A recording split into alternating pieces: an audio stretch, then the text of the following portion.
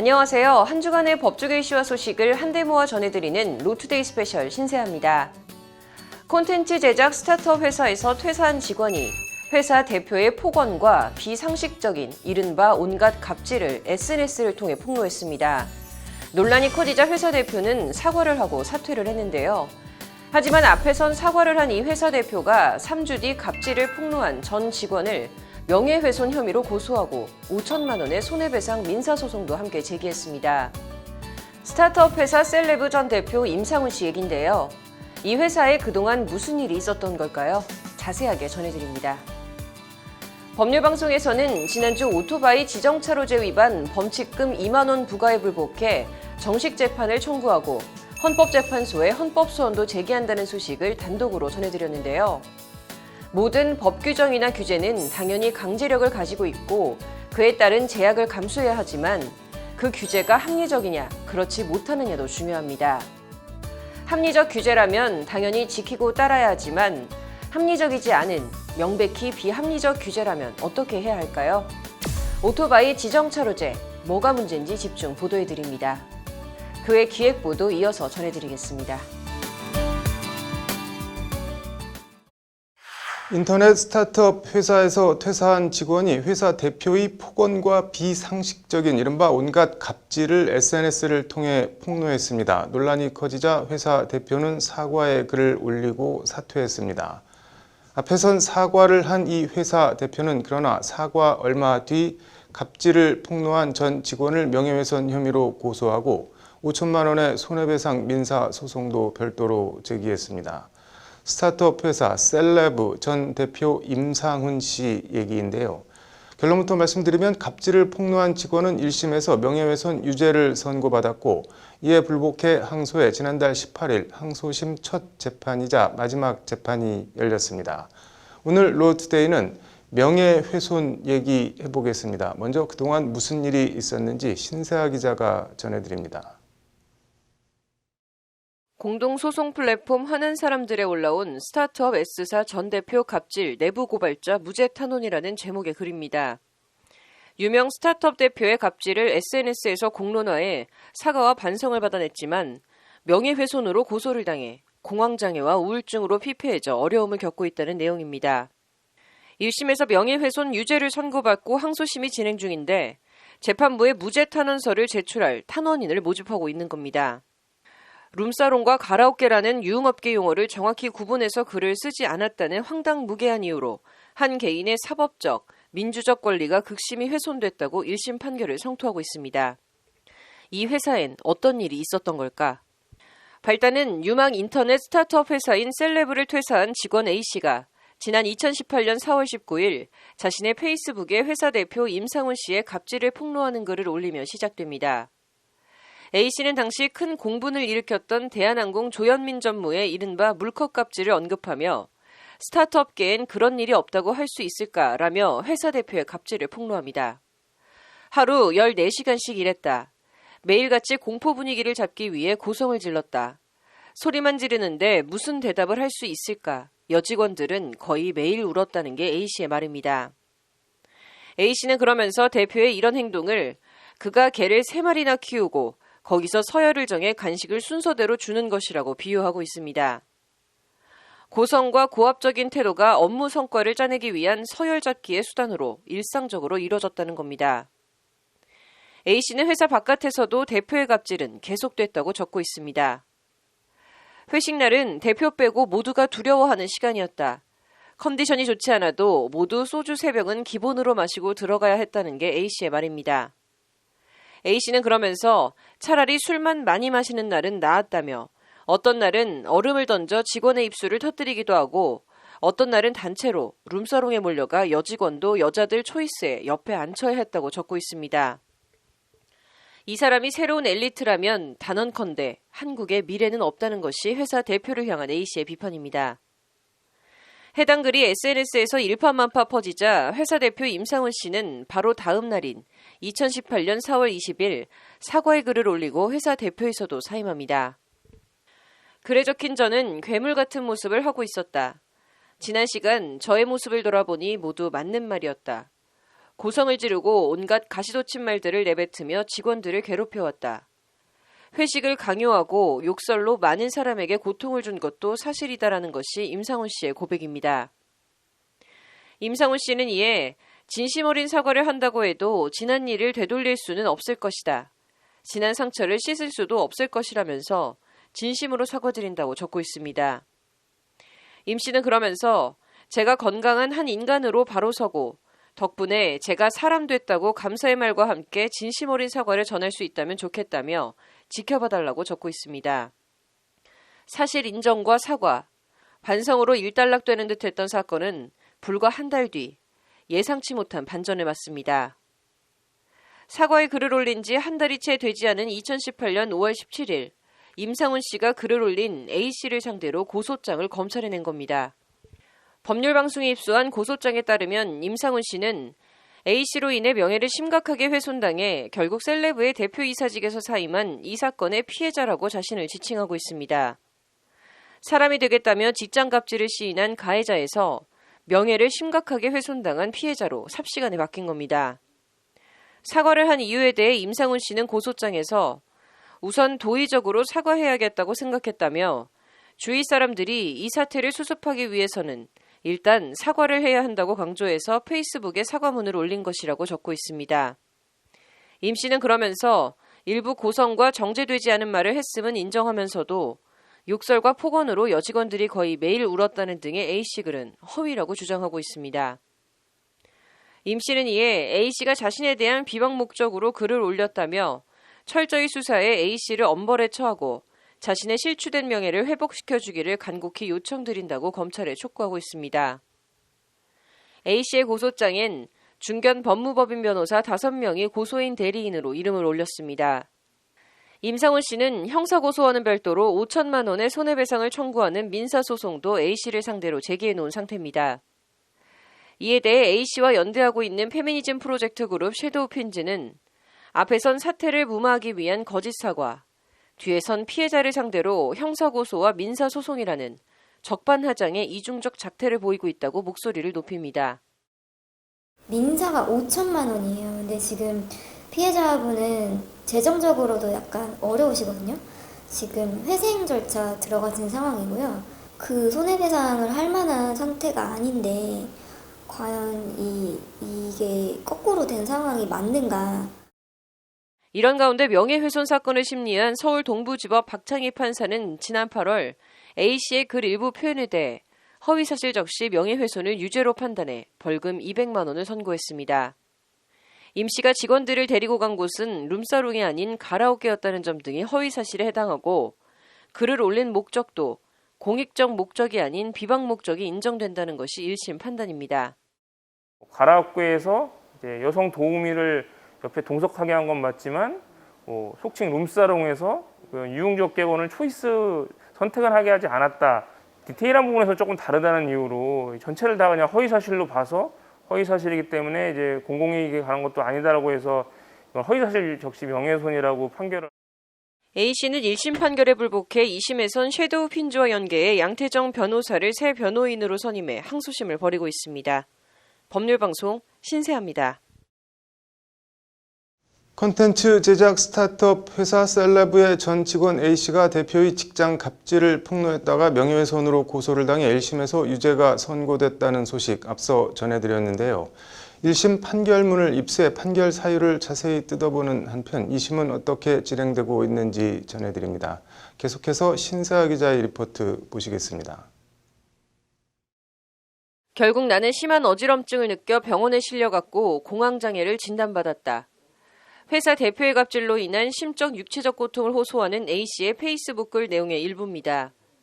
지난 2018년 4월 회사 대표의 갑질 폭로, 이어진 민형사상 고소와 소송, 2년간 지속된 명예훼손 1심 재판 패소, 그동안 벌어진 일들로 공황장애에 더해 우울증까지 얻는 등 극도로 심신이 피폐해져 있다는 것이 A씨를 돕고 있는 섀도우 핀즈 관계자가 전한 A씨의 근황입니다.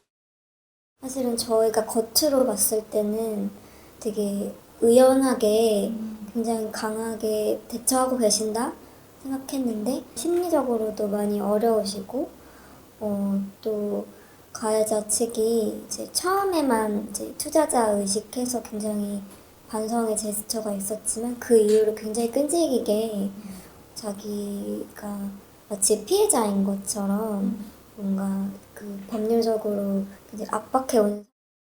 A씨가 우울증까지 얻게 만든 결과를 제공한 1심 명예훼손 유죄 두 쪽짜리 판결문입니다. A씨의 여러 폭로 중에 법원이 허위사실 적시라고 판단한 부분은 두 가지입니다. 먼저 A씨가 자신의 페이스북에 적은 무슨 지병이 있어도 컨디션이 좋지 않아도 모두 소주 3병은 기본으로 마시고 돌아가야 했다는 부분입니다. 이에 대해 재판부는 속칭 파도 타기를 하거나 게임을 하면서 벌주를 마시게 하는 등 다소 강제적으로 술을 마신 적이 있음은 일단 인정하고 있습니다. 재판부는 그러면서도 회사 직원들의 술자리에서 음주를 강요하는 분위기가 아니었다는 진술을 근거로 모두 소주 3병 표현은 사실이 아니라고 판단하고 있습니다. A씨가 자신이 지병이 있고 소주 3병 정도까지 마신 적이 있었다고 하여 위 내용이 허위가 아니라고 주장하나 다른 직원들의 진술 내용에 비추어 모두 소주 3병은 기본으로 마셔야 했다는 피고인의 글이 사실이라고 인정할 수 없다는 것이 재판부 판시입니다. 개인적으로 3병 넘게 마셨을진 몰라도 모두 3병 넘게 마신 건 아니니 허위의 사실 적시라는 게 재판부 판단입니다. 이는 강압적 분위기에서 술을 마셔야 했다는 점을 지적한 폭로 취지를 간과한 판단이라는 게 항소심 변론을 맡은 양태정 변호사의 말입니다. 이건 사실 이걸 하면서 본인이 뭐 금전적으로 뭘 얻으려고 한 것도 아니고 그냥 어디까지나 자기를 비롯한 다른 노동자들을 권익을 위해서 하신 건데, 허위 사실로 판단된 또 다른 하나는 어떤 날은 단체로 룸사롱에 몰려가 여직원도 여자들 초이스에 옆에 앉아야 했다는 표현입니다. 1심은 이에 대해 직원들과 가라오케 주점을 찾아가 도우미를 동석하게 한 적은 있으나 속칭 룸살롱에 데리고 가 여직원들로 하여금 스스로 유용 접객원을 선택해 동석하도록 한 사실은 없다며 해당 표현을 허위사실로 판단했습니다.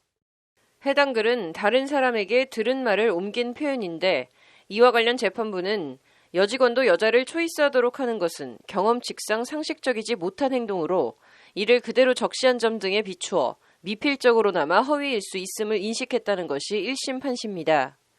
그런 일이 없었을 수도 있음을 인식했음에도 글을 올렸으니 허위 사실을 전파한다는 고의가 있었다는 취지의 판결입니다. 이에 대해서도 중요 내용이 사실과 부합하면 세부에 있어 진실과 약간 차이가 나더라도 허위 사실 적시로 볼 수 없다는 대법원 판례에 어긋난다는 것이 양태정 변호사의 지적입니다.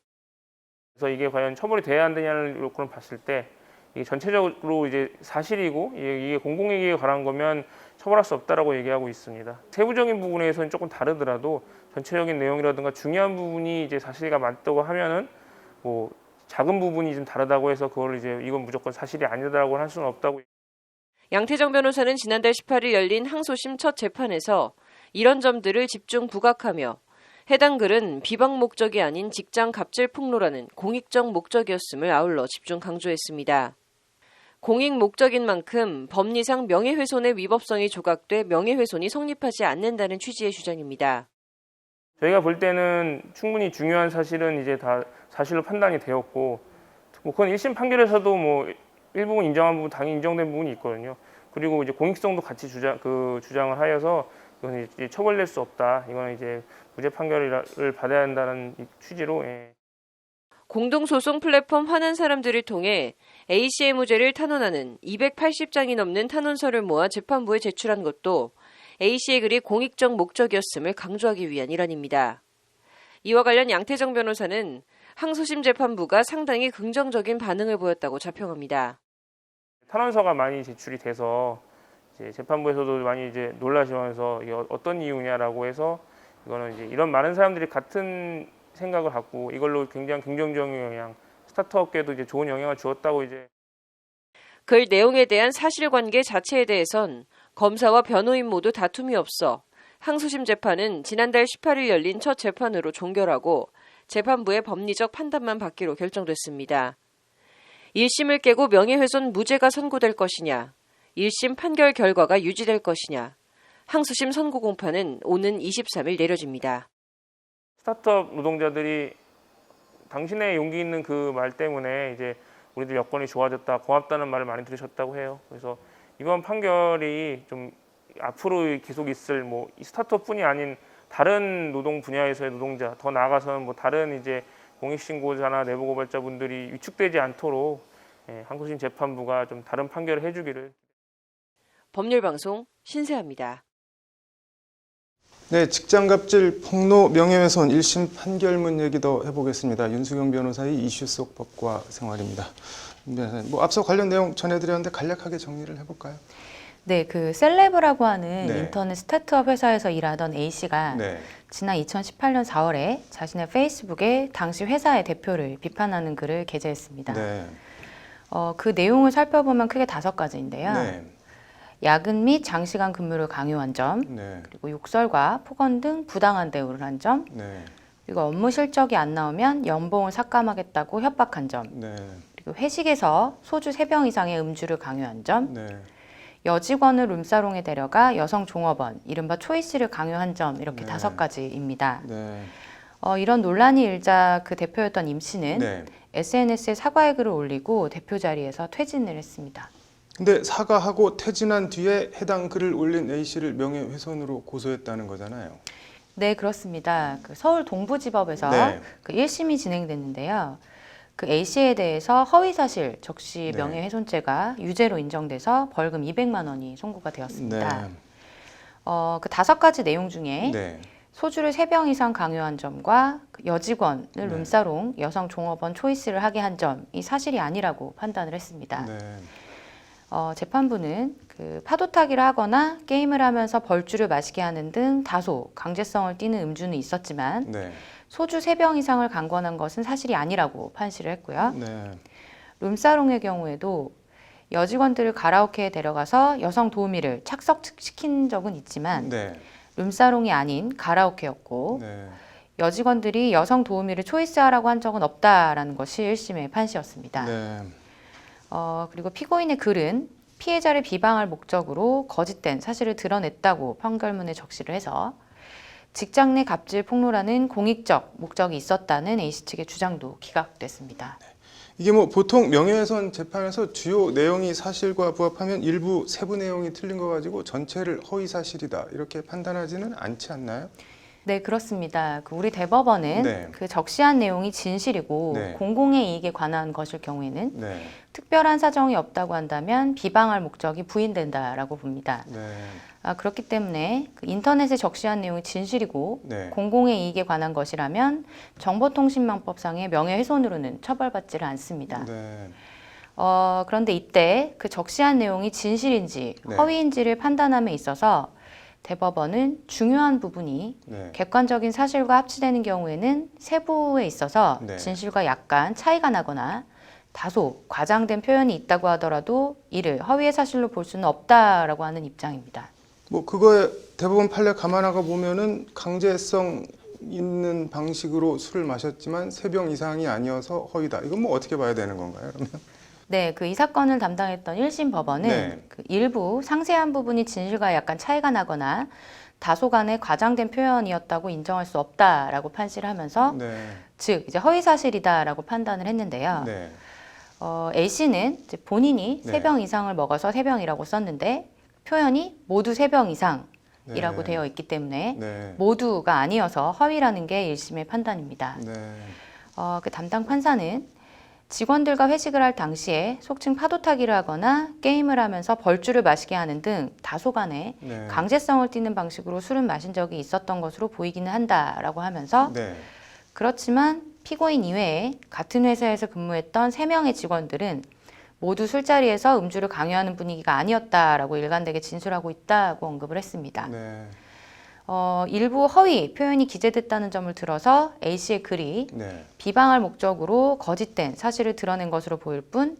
일부 상세한 부분이 진실과 약간 차이가 나는데 불과하거나 네, 다소간의 과장된 표현이 있는 것으로서 주요한 동기 내지 목적이 공공의 이익을 위한 것이라고 인정할 수는 없다라고 판시를 했는데요. 네, 이제 앞서 말씀드린 것처럼 이제 우리 판례는 네, 허위 사실의 여부를 판단함에 있어서 네. 중요한 부분을 기준으로 하고 네, 다소 과장이 있더라도 허위로 단순히 판단을 하지는 않는데 네, 이번 사안의 경우에 음주를 강제했다는 사실이 중요한 부분이 되는 것은 아닌지, 네. 그리고 3병 이상이라는 표현은 허위가 아니라 다소 과장한 것에 불과한 것은 아닌지 생각해 볼 여지가 있다고 생각합니다.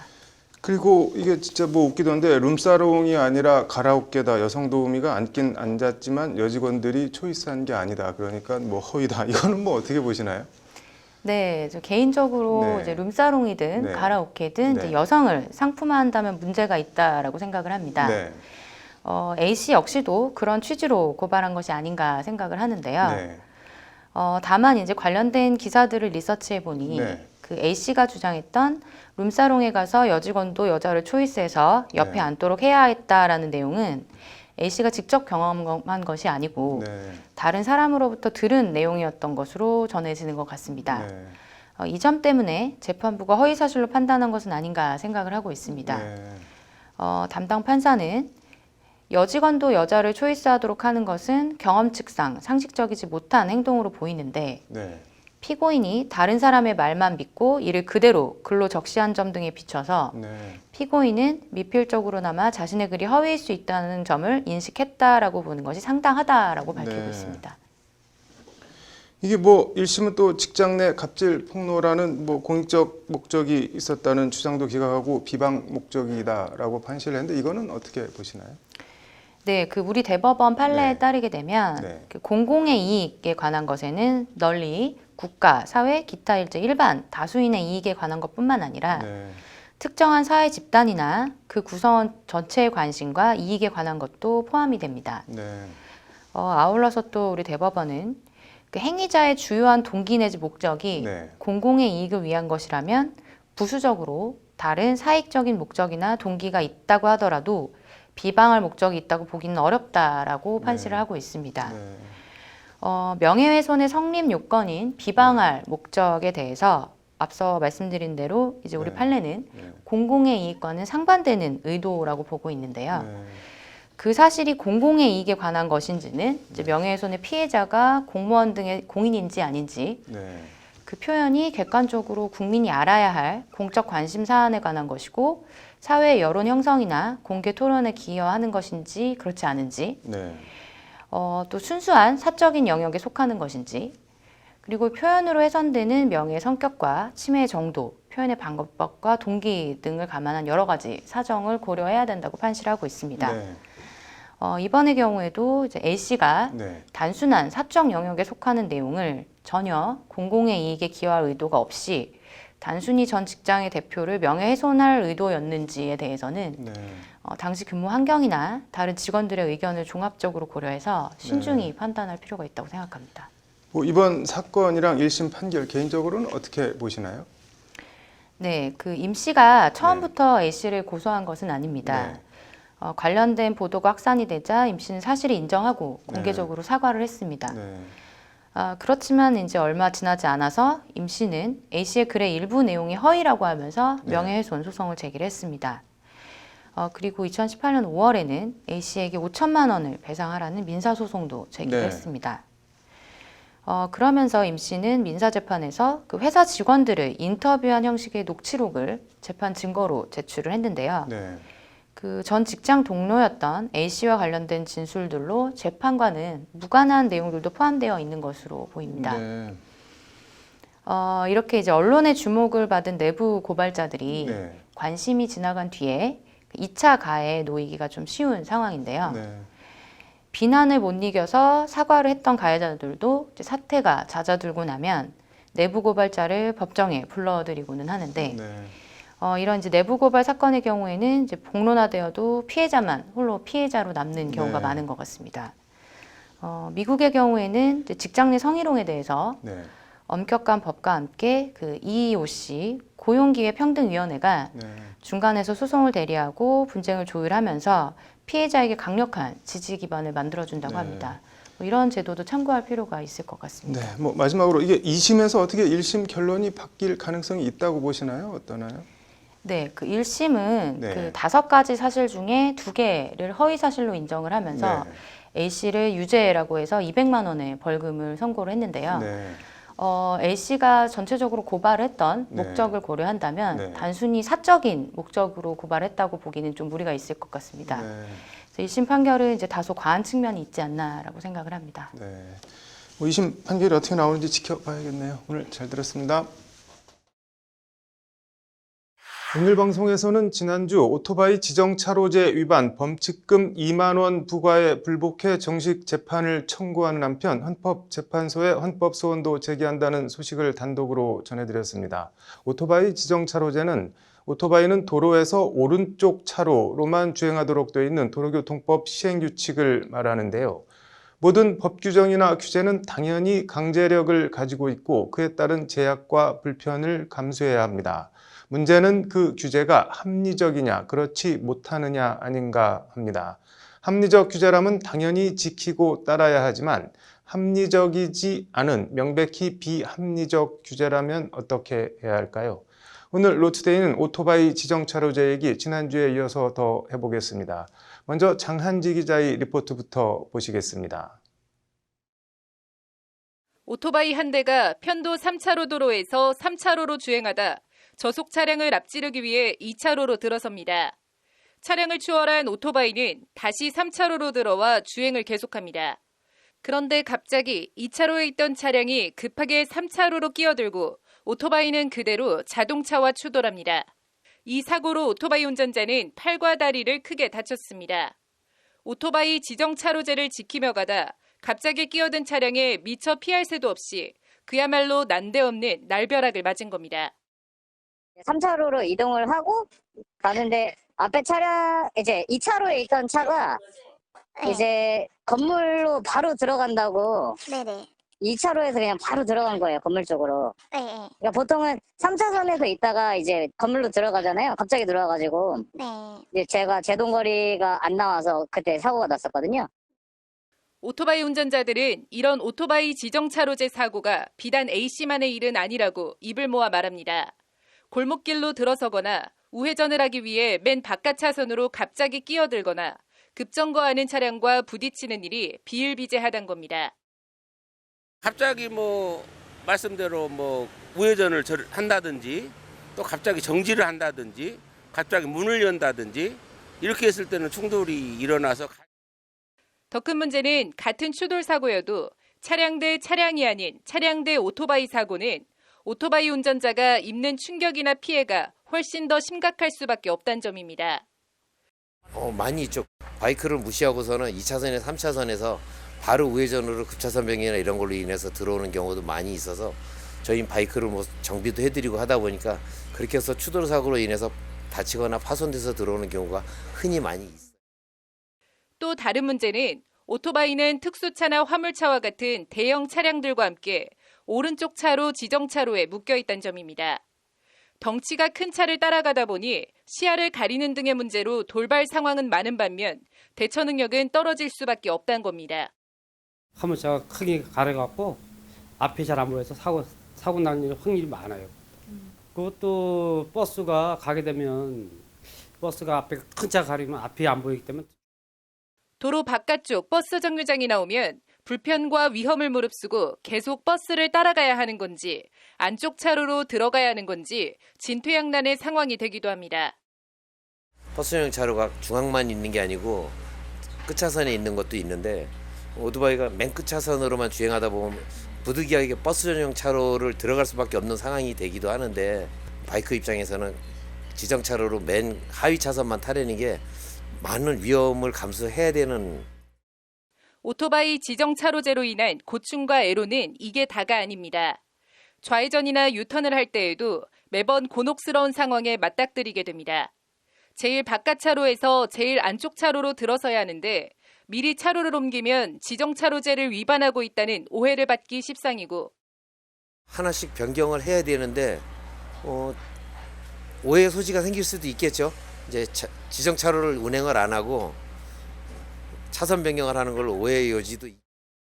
그렇다고 급하게 바깥 차로에서 안쪽 차로로 들어가면 난폭 운전을 한다. 오토바이 운전자들이 그렇지 뭐 하는 따가운 눈총을 감수해야 합니다.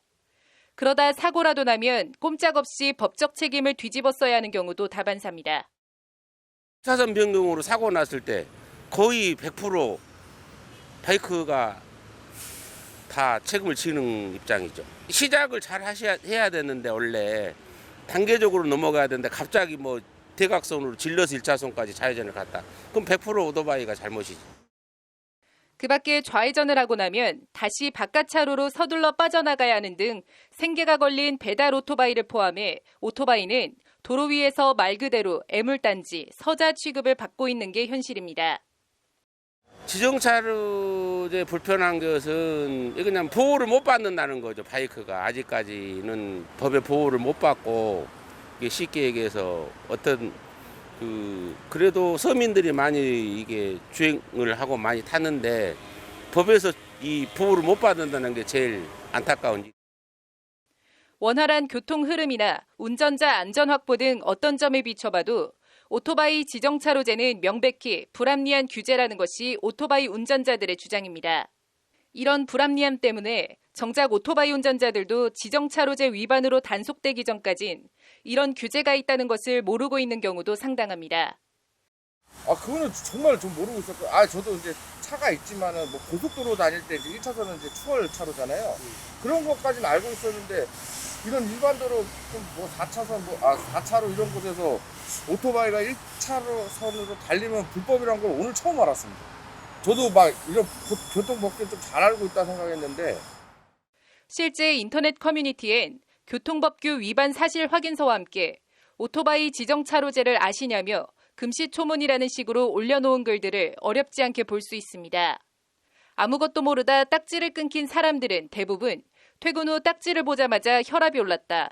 아직도 오토바이가 느리다는 선입견으로 추월 차선은 이용하지 말라고 한다는 등 격앙된 반응을 보이고 있습니다. 이건 탁상공론적인 발상이고요. 맨 가차선 큰 트럭 뒤에 버스 뒤에 따라가다 보면 오히려 사고의 위험을 유발시키는 그런 법체계이기 때문에 하루빨리 이렇게 개선이 돼야 될 것 같습니다. 알면 위험을 감수하고 화물차나 버스 등과 함께 바깥 차로로 주행하거나 좌회전이라도 할라치면 사고 위험을 무릅쓰고 급하게 안쪽 차로로 끼어들어야 하는 오토바이 지정차로제. 모르면 편한 주행차로로 가다 범칙금과 벌점 부과 대상으로 전락해버리는 오토바이 지정차로제. 교통전문가는 원활한 교통 흐름과 운전자 보호, 안전운전을 위한 것이라는 도로교통법 취지에 맞게 지정차로제를 손봐야 한다고 지적합니다. 일반론적으로 가면은 저속 차량이 사실은 그 지정차로제에 적용을 받아서 가장 가차로를 이용하게 되어 있잖아요. 근데 기본적인 시스템에 대해서는 공감을 하고 있고 그렇게 운영되는 게 맞기는 맞겠지만 실제 현실에서는 어떤 지켜지기가 좀 어렵고 그리고 그거를 실제 실행력을 높이기 위해서 이성열 수석 연구원은 특히 배달앱 시장의 폭발적인 성장세 등을 언급하며 오토바이 시내 도로주행과 관련한 비합리적인 규제들을 현실화할 필요가 있다고 거듭 강조했습니다. 법률방송 장한지입니다. 네, 오토바이 지정차로제 얘기 더 해보겠습니다. 오토바이 타는 변호사 이호영 변호사 스튜디오에 모셨습니다. 이 변호사님, 네. 그 오토바이 같은 거 타고 다니면 진짜 뭐 그런 불합리한 일들을 많이 겪고 그런가요? 어떤가요? 불합리하고 무엇보다도 되게 위험합니다. 실제로 운전자들이 대부분 네. 이제 앵커께서도 운전하시겠지만 네. 대부분 운전할 때 왼쪽 차로를 선호하거든요. 네. 그 이유는 거기가 빨리 갈 수 있고 안전해서이지 않습니까? 네. 반면에 그 오른쪽 차로, 네. 하위 차로는 각종의 그런 위험이 도사리고 있고 네. 주행 흐름도 늦고 네. 그러다 보니까 이제 상위 차로를 선호하는 건데 네. 실제로 오토바이 운전자 입장에서 네. 그 지정차로를 지키는 것이 얼마나 위험한가. 최근에도 되게 안타까운 사고가 있었어요. 네. 그 지정차로를 지키기 위해서 네. 가장 하위 차로로 주행하던 네. 오토바이 운전자를 화물차, 대형 트럭이 뒤에서 그대로 추돌해서 그 자리에서 즉사한 사고도 있었거든요. 네. 그리고 제가 또 최근에 제보받은 사건 같은 경우는 네. 이제 하위 차로로 네. 주행을 하다가 심야에는 그 하위 차로에는 각종 그 불법 주차되어 있는 트럭들이 네. 많지 않습니까? 네. 근데 밤에는 그게 잘 안 보이기 때문에 이제 그런 주차되어 있는 트럭 뒤를 추돌해서 네. 그 사망에 이르는 사고들이 많이 있는데 실제로 오토바이 타고 가다가 그렇게 사망을 한 그런 케이스도 있다. 자기 동생이 그런 사고를 겪어서 너무 안타깝다 하루빨리 지정차로제가 없어졌으면 좋겠다 이런 댓글도 막 달리고 그러고 있습니다. 이번에 뭐 오토바이 지정차로제 헌법 소원 낸다고 하시는데 언제 내시는 건가요? 현재 헌법소원은 네. 지금 올 그 10월 네. 안에 1차로 먼저 접수를 할 예정이고요. 네. 근데 헌법소원이 사실은 이런 지정차로라는 것이 네. 오토바이를 타는 사람들은 다 피부에 와닿는 아주 중대한 문제라고 느끼는데 네. 실제 일반 국민들이나 네. 헌법재판관들 입장에서 이게 그렇게 중요한 문제인가 하는 또 의구심이 있을 수 있어요. 그래서 네. 좀 한 명이라도 더 많은 사람들이 네. 이 소송에 참여를 하도록 좀 하기 위해서 일단 지금까지 모여있는 인원이 지금 300명이 조금 안 되거든요. 네. 그래서 일단은 모여있는 분들은 접수를 하고 네. 그리고 계속 추가 접수를 해서 2차, 3차 이렇게 좀 접수를 해서 제 생각에는 1000명 이상 라이더들이 이 지정차로 제도를 규정하고 있는 도로교통법 시행규칙 별표 9의 위헌을 헌법재판소에 촉구하는 그러한 좀 움직임을 한번 좀 해보려고 노력 중입니다. 이게 뭐 어떤 점이 위헌이라는 건가요? 그런데? 뭐 가장 중요한 거는 네. 어떤 이러한 규제가 네. 갖춰야 되는 어떤 최소한의 그런 합리성이 결여된 네. 그런 법령이다.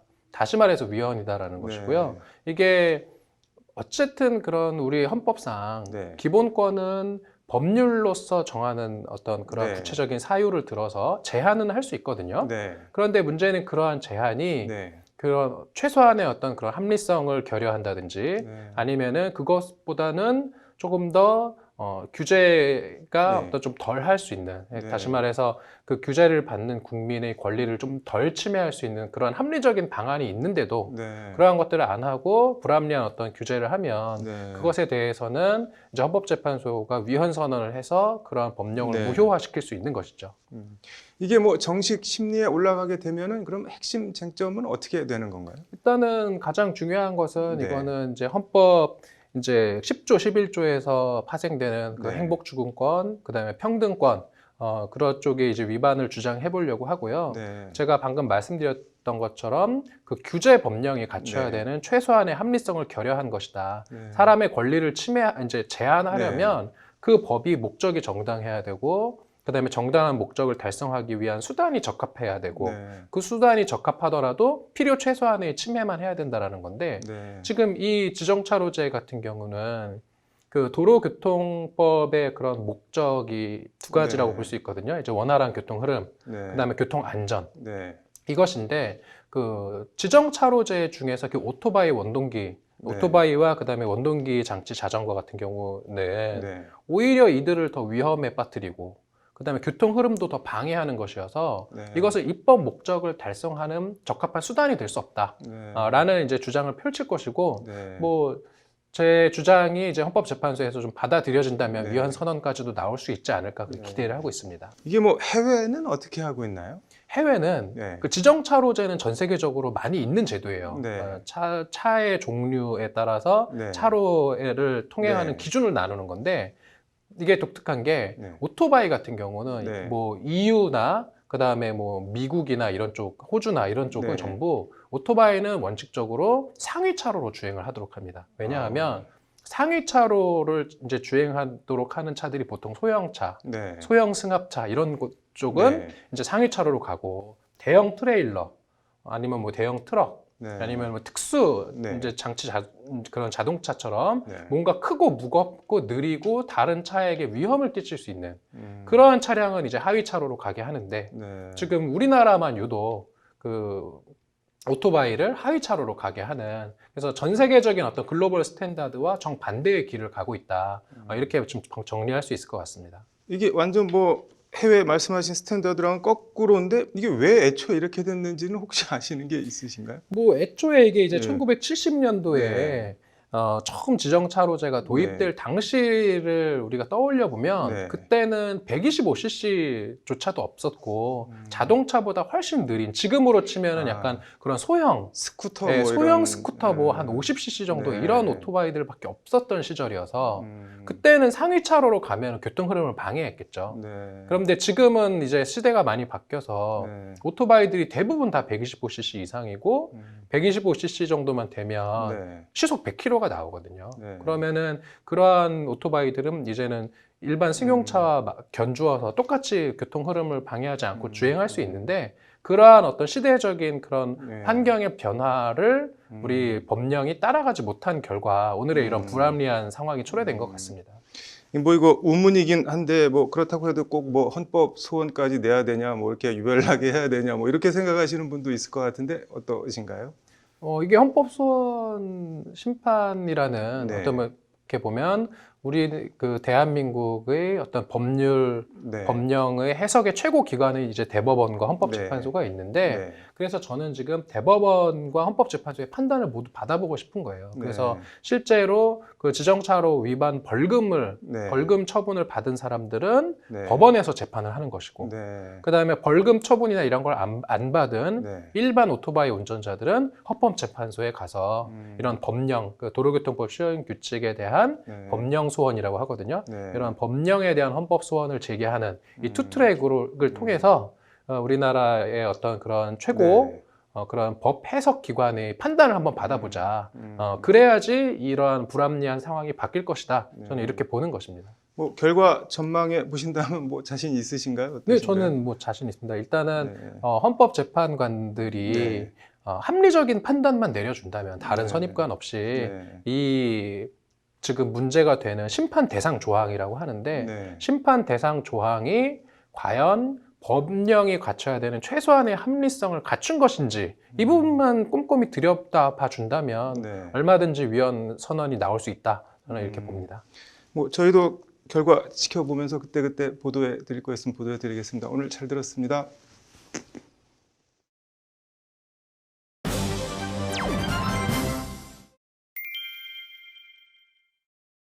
법률방송에서는 지난주와 이번 주 오토바이는 도로 바깥 차로로만 달리게 돼 있는 지정 차로제 문제 보도해 드렸는데요.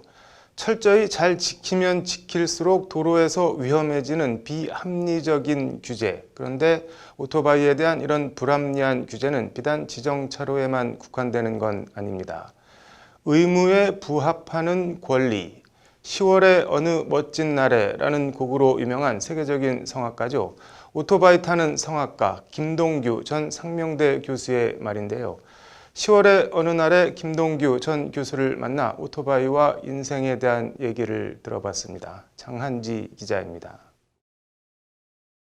법률방송 취재진을 만난 김동규 전 교수는 사람 좋은 웃음을 지으며 자신의 대표곡 10월의 어느 멋진 날에를 피아노로 들려주며 인터뷰를 시작했습니다.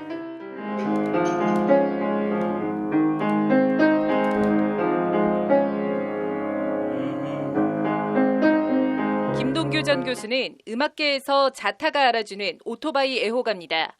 검은 연미복을 입은 중저음의 바리톤 성악가와 가죽 자켓으로 상징되는 오토바이, 왠지 거리가 있어 보입니다. 김 전 교수도 처음부터 오토바이 애호가는 아니었고 입문하게 된 계기는 순전히 바쁜 스케줄 때문이었습니다. 2000년인가 그래요.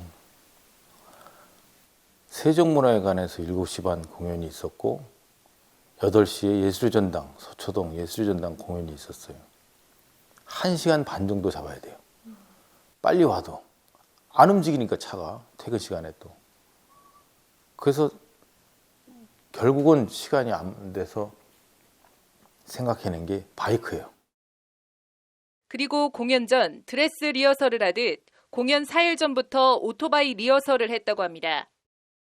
너무 재밌었던 건 뭐냐면 보통 공연을 하면 음악 리허설을 하는데 저는 바이크 리허설을 했어요. 4일 전부터. 서초동 예술전당까지 몇 분 걸리는지 딱 보면 17분 걸려요. 막혔는데도. 뭐 신호 위반 안 하고요. 시작은 바쁜 스케줄 때문이었지만 김 전 교수는 그렇게 오토바이의 매력에 빠져들기 시작했습니다. 상상을 못했을 거야. 이 예술하는 사람들이 무대에 서는 사람이 글쎄 바이크를 타고 연미복을 입는다. 그건 저는 했어요. 그러니까 제 인생은 늘 상상 속에 상상력이 결국 현실로 만들어졌을 때 가장 짜릿한 걸 느꼈거든요. 그때 굉장히 짜릿한 걸 느꼈어요. 그래서 그다음부터 그렇게 20년, 지금은 배기량별로 여러 대의 오토바이를 보유하고 틈날 때마다 타는 자타공인 오토바이 마니아가 되었습니다. 50cc, 125cc, 800cc, 1600cc, 1800cc 뭐 이렇게 다섯 대. cc별로 있었죠. 다 용도가 다르니까요. 50cc는 동네 다 탈 때, 125cc는 그래도 강북이라도 장가 갈 때, 800cc는 또 다른 용도로 뭐 산 같은 데 가는데, 그다음에 뭐 1000cc가 넘는 거는 크루즈라 그래서 이제 장기 이건 탁 타고 이제 타는 거, 그런 용도죠. 이동의 편리함 같은 실용적인 면 외에도 김동규 전 교수가 꼽는 오토바이의 매력은 뭐니 해도 다른 많은 오토바이 애호가들처럼 자유라는 두 글자입니다. 뭔가 떠오르는 듯 몽환적인 표정으로 오토바이가 주는 자유로움은 해본 사람이 아니면 절대 알 수 없다고 말합니다. 바이크를 제가 얘기할 때 두 가지로 얘기해요. 교통수단의 바이크가 있고, 운전하면서 느낄 수 있는 그 바람을 맞으면서 느끼는 그 자유, 이런 거는 바이크만의 어떤 내 몸을 바깥에 내놓은 상태에서 그만큼 바이크가 주는 그 자유로움은 그건 해본 사람만이 알 수 있어요. 오토바이는 위험하다는 세간의 인식에 대해서도 잘못된 선입관이라고 단호하게 일축합니다. 오토바이가 위험한 것이 아니라 오토바이를 타는 사람이 위험한 것이라는 게 김 전 교수의 오토바이 지론입니다. 바이크라면 너무 위험하게만 생각하는 것 같아요. 그 위험하게 타는 사람이 문제예요. 바이크를 누가 제일 잘 타냐고 누가 물어요. 제가 얘기합니다. 사고 안 나게 타는 사람이 제일 잘 타는 사람이야. 그런 점에서 김 전 교수는 안전을 도외시하며 다른 사람들 눈살을 찌푸리게 하는 라이더들에 대해선 오토바이를 타는 같은 입장이지만 아주 질색하며 거부감을 갖고 있습니다. 제일 꼴보기 싫은 게 자기 헬멧 쓰고 뒤에 여자친구 헬멧 안 쓰고 가는 애들이 제일 꼴보기 싫고 그게 제일 싫고, 소리를 막 크게 해가지고 땅땅땅땅땅땅 이래가지고 막 가는 차들도 있고, 그것도 사실은 안 좋지 않나요? 그것도 사실은 굉장히 사람의 소음공해를 일으키는 건데, 지금은 많이 사라졌지만 폭주족은 더 말할 것도 없습니다. 대한민국에서 제일 싫어하는 게 그 폭주족이라 그러나? 저도 봤어요. 신사동이니까 바로 옆 밑에서 많이 해요. 그거는 아예 그냥 망을 쳐놓고 다 막아야 돼요. 왜 여기 시내에서 사람들 조용히 운전하고 있는데 막 경찰 아저씨들이 고생하더라고요. 그 잡지도 못해. 골목으로 막 도망가니까. 일부 눈살을 찌푸리게 하는 라이더들에 대해 날을 세운 김 전 교수는 오토바이에 대한 불합리한 규제에 대해서도 목소리를 높였습니다. 먼저 자동차 전용도로나 고속도로 진입 제한에 대해선 왜 유독 우리나라만 오토바이를 못 들어가게 하는지 도무지 모르겠다고 성토합니다. 서양에서는 늘 뭐 유럽 전 고속도로를 다 다니면서 노래하는 것이 일이었기 때문에 늘 고속도로를 타요. 거의 매일. 동남아 어디 가도 마찬가지예요. 우리나라는 그러니까 고속도로에 바이크가 못 들어가요. 그게 되게 굉장히 충격적이었어요. 지금 미국 가시면 알겠지만 미국도 가보세요. 다 바이크가. 올림픽대로 같은 곳에서 시범적으로 실시해보면 당장 시내도로 교통 흐름도 좋아지고 안전사고도 많이 줄 것이라는 게 김 전 교수의 말입니다. 올림픽 도로, 강북, 강변 북로, 그것만이라도 한번 일시적으로 열어서 한번 테스트를 해보면 어떨까. 우리나라 교통에 얼마나 달라질까 하는 실험적인 그런 노력조차도 안 하고 있잖아요. 저는 한번 해봤으면 좋겠어요. 한 달만 해보고 한쪽 차선만, 해보지도 않고 아예 무조건 바이크는 위험해. 그러면 오토바이 운전자에 대해 의무를 부과하고 그 의무를 이행했으면 그에 상응하는 권리를 부여하는 게 상식 아니냐는 겁니다. 자유도 줘야 돼요. 아니 멀쩡하게 세금 다 걷어가면서 바이크 낼 때 세금 다 내요. 보험료 다 내요. 아니 고속도로는 왜 못 들어가게 해요? 아니 그건 세금 거둘 건 다 도로 교통에 관한 세금, 뭐 자동차세 뭐 다 내면서 보험료 다 내면서 똑같은 세금으로 만든 고속도로는 우리가 못 들어간다? 그것도 돈을 안 내는 것도 아닌데? 그건 아닌 것 같아요. 왜 의무만 얘기하고 왜 권리는? 그나마 시내도로에서도 오토바이는 바깥차로만 주행하도록 한 지정차로제에 대해서도 이런 탁상 행정이 없다고 쓴소리를 합니다. 버스도 사실은 맨 끝 차선으로 가잖아요. 그럼 버스가 쓸 때 바이크가 쓰느냐? 안 서요. 쓸 수가 없죠. 물론 법적으로 써야 된다고 쳐도 사람들이 바쁜데 누가 100대 중에 한 대도 안 쓸 거예요. 대부분 다 안쪽으로 들어와서 추월해서 가요. 이건 안 되고요. 못 들어온다 그런 법을 만드는 게 어리석은 거예요. 안쪽 차로에 비해 바깥 차로가 급정거 등 위험 요소가 더 많은데 맨몸으로 운전하는 오토바이를 화물차나 대형차와 같이 바깥 차로로 가게 한 발상이 어디서 나왔는지 모르겠다며 목소리를 높입니다. 대부분의 택시들은 가다가 손님 있으면 팍 서요. 그러면 뒤에서 따라가던 바이크는요. 어떻게 했어요? 멀쩡히 들어가다가 팍 서면 확 위험해요. 저도 대부분 그렇게 해서 사고가 많이 날 뻔했어요. 그러니까 그런 우리나라 교통체계의 가장 문제점은 그 안전 이렇게 얘기해놓고 사실 안전에 대한 어떤 장치도 이런 게 미비된 게 너무 많아요. 이게 나라 정책이 절름발이가 되면 안 돼요. 길가에 돌멩이 차지 말라는 법처럼 쓸데없는 규제라고 냉소하며 지킬수록 오토바이 운전자만 위험해지고 지키기도 어려운 오토바이 지정차로제는 손봐야 한다고 거듭 목소리를 높입니다. 추월을 해야 돼요. 어차피 안 추월하고 타는 사람 그리고 아시겠지만 그렇게 탈 수가 없게 돼 있어요. 자기는 앞에 비어있는데 어떻게 안 가. 그렇다고 앞에 버스 썼다고 제가 쓰나요? 길 가다가 뭐 돌 발로 차지 말라는 얘기랑 똑같아요. 그런 법을 만들어. 그럼 아예 그냥 레일을 만들어 놓지. 기차같이. 거칠고 날선 얘기는 그쯤하고 다시 오토바이 얘기로 돌아갔습니다. 김 전 교수는 두 바퀴로 가는 오토바이는 우리네 인생과 닮았다고 말합니다. 힘들고 어려워도 계속 살아가야 하는 인생처럼 오토바이도 서면 넘어지고 그래서 자신의 의지와 힘으로 계속 앞으로 나아가야 쓰러지지 않는다는 게 김 전 교수의 말입니다. 쓰면 넘어져요.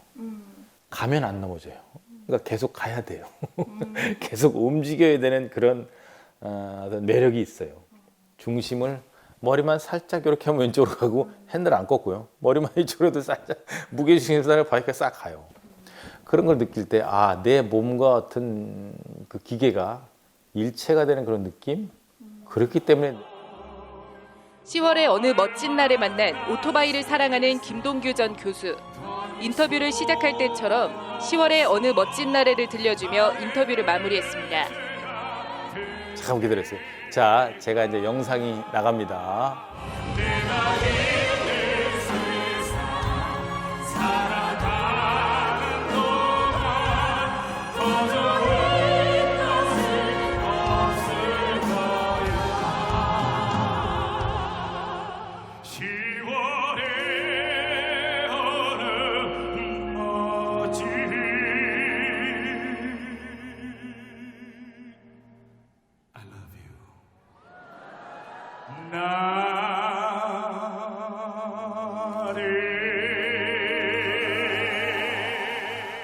법률방송 장은지입니다.